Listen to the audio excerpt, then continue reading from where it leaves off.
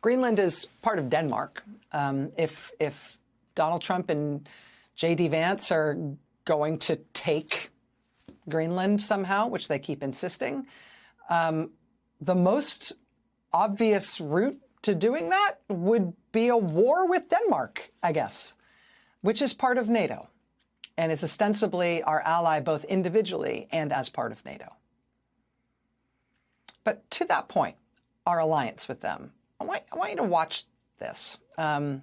This is a man named Rufus Gifford.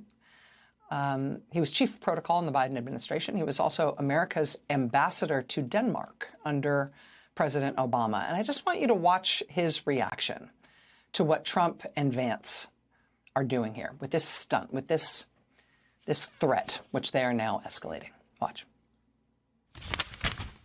Hi, y'all. Okay, so to say I'm a bit worked up this morning is an understatement, and that's because of this. Yesterday, the Vice President of the United States goes on Fox News and says that Denmark is not a very good ally. Now, I know that a lot of people would know how I feel about this, but I want to tell you why. And it is in part because, yes, I was the one for a number of years that would go to the prime minister or the foreign minister or the defense minister and ask on behalf of the United States government for them to send their young men and women to Iraq to fight ISIS, to help go remove chemical weapons from Syria, to go fight Ebola in Africa. I did it every time, and every single time they said yes, and they said yes without hesitation. And in part because it was the United States of America, a great ally, asking them to do it.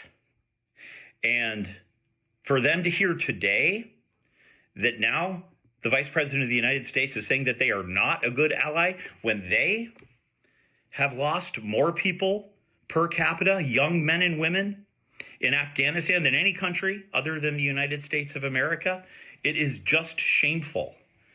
I have been to these funerals. I've heard stories of young men who've had their legs blown off by IEDs in Afghanistan, of young men who've had to go through numerous surgeries and now live in constant pain because of something that happened to them on the battlefield. For them and their families to now hear the vice president talk like this is just heartbreaking. And honestly, like Americans, we have to show outrage to our European partners. This is shameful, and this is a moral shortcoming. And honestly, look, we understand that the reason he's saying it is because they are not bending the knee to Trump's authoritarian, imperialistic takeover of Greenland. We get that. But at some point, this is about something so much bigger.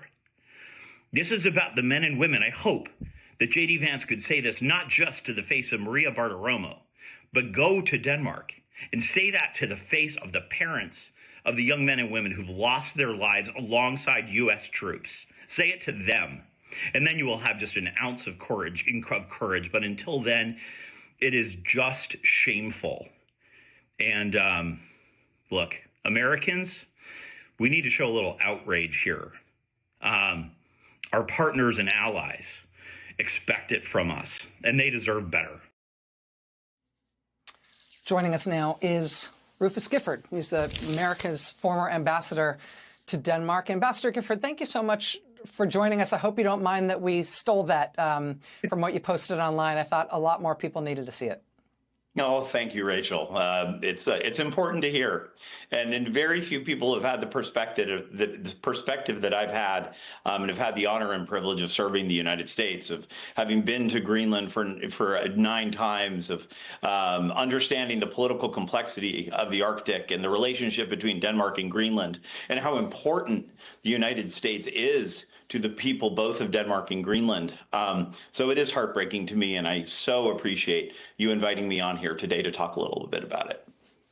Well, I feel like a lot of our discussion about this crazy scenario we find ourselves in has been about the how Trump's fixation on Greenland, where did it come from? Where did he get this idea? How non-viable this idea seems, how any potential path toward him getting what he wants seems like it would be impossible for him to get, the catastrophic consequences of a potential war with Denmark, with a NATO ally, if that's what he felt like he needed to do, and that is indeed what he's threatened to get it. But I feel like what we haven't talked about is what these threats from him have already done to our alliances, to our standing in the world, and to what we are able to accomplish in the world as the United States of America. And I feel like you're really the first person who I've heard talk about that in really granular terms, in terms of what damage has already been done. Do you think that's sort of that's the more appropriate ground for the national conversation we're having about this? I so love this conversation because I think it's what matters. American diplomacy, the reason why American diplomacy has been so meaningful over the course of the last 80 years is because of the human relationships that we have built across nations. The soft power that the United States has exhibited over the course of that time we have built friendships and loyalty, the likes of which we've never seen before on the world stage.